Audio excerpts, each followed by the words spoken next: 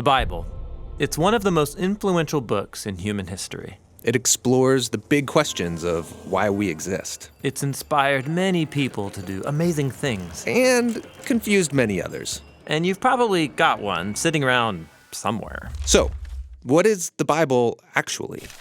Well, the Bible is a small library of books that all emerged out of the history of the people of ancient Israel. And in one sense, they were just like any other ancient civilization.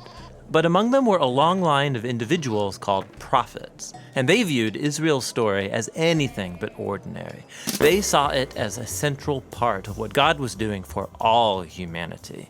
And these prophets were literary geniuses. Really? Yeah, they expertly crafted the Hebrew language to write epic narratives, very sophisticated poetry. They were masters of metaphor and storytelling, and they leveraged all of this to explore life's most complicated questions about death and life and the human struggle.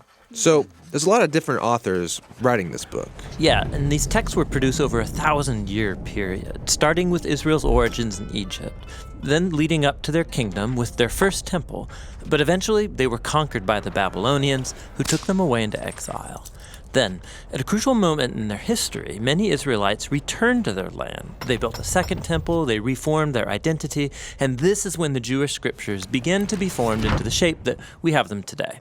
Okay, the Jewish Bible. What's in it? Well, in Hebrew, it's called by an acronym, Tanakh. The T stands for Torah, sometimes called the Law. That's Israel's 5-book foundation story. The N stands for Nevi'im, the Hebrew word for prophets. And this section consists of the historical books that tell Israel's story from the prophet's point of view. Then you get the poetic books of the prophets themselves. The K stands for Ketuvim, the Hebrew word for writings. This is a diverse collection of poetic books, wisdom books, and more narrative. And the Jewish people believed that through all of these literary works, God speaks to his people. Now, there were other Jewish writings being produced during this Second Temple period as well. Yeah, a really diverse group of texts. And these too were highly valued in Jewish communities. And there was debate from ancient times about whether or not some of these should be considered part of their scriptures. So, this is a lot of different writings over a long period of time. Why did they put them all together like this? Well, altogether, these texts tell an epic story about how God is working through these people to bring order and beauty out of the chaos of our world. And it all builds up to a hope for a new leader who would come and renew all creation. And then the Tanakh concludes, and this leader never comes. So it's an expertly crafted work, but it's missing an ending? That's exactly right. Now, a few centuries later, a Jewish prophet comes onto the scene named Jesus of Nazareth. He claimed he was carrying the Tanakh story forward.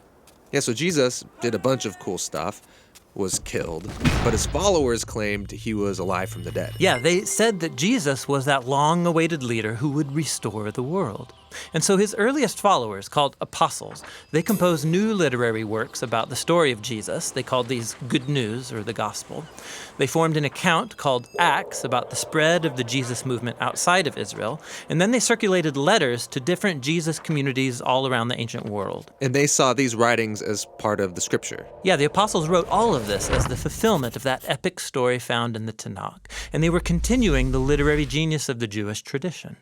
They also believed that God was speaking to his people through these texts alongside the scriptures of Israel. So that's the Old and New Testament. But what did the early Christians think of the other Second Temple literature? Well, different groups had different views about some of these books, but we know they read them and valued these texts because they passed them along with the Jewish scriptures. Okay, so we've got the Tanakh, the Jewish scriptures. We got these other Second Temple period works. Then the writing of the apostles about Jesus. And that's a lot of literature, so what's in my Bible? So the Christian movement has taken different forms over 2,000 years, and from the beginning, all Christians recognized the Tanakh and the New Testament as scripture. And for centuries, much of the Second Temple literature was read as part of the biblical tradition. The Catholic Church eventually made it official and called some of the books from this collection the deuterocanonical books. Some Orthodox churches used even more books from this Second Temple literature. And then in the 1500s, during the Reformation, Protestant Christians wanted to go back to the oldest writings of the prophets and apostles, so they accepted only the Old and New Testaments. Okay, I think I got it. But how does a collection of books produced over 1,000 years by all these different authors tell one unified story? Yeah, that's the question we'll address in our next video.